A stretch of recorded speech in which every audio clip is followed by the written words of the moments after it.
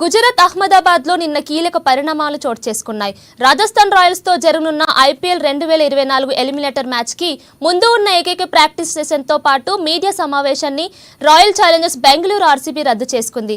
జట్టు star player Virat Kohli భద్రతకు ముప్పు పొంచి ఉందన్న కారణంతోనే ఆర్సీబీ యాజమాన్యం ఈ నిర్ణయం తీసుకున్నట్లు తెలుస్తోంది.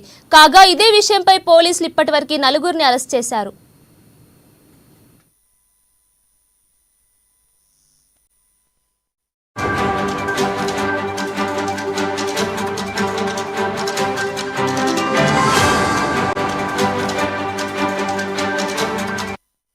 నిన్న Kolkata Knight Riders versus Sunrisers Hyderabad జట్ల మధ్య ఐపీఎల్ 2024 క్వాలిఫైర్స్ జరిగింది.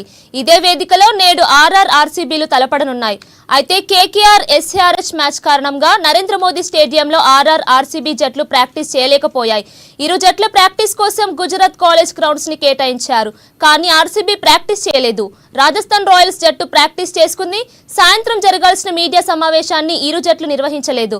ఇది చాలా అరుదైన విషయం. ఆర్సీబీ ప్రాక్టీస్ చేయలేకపోవడానికి కారణం ఆ జట్టు స్టార్ ప్లేయర్ విరాట్ కోహ్లీ భద్రతకు ముప్పు పొంచి ఉండటం.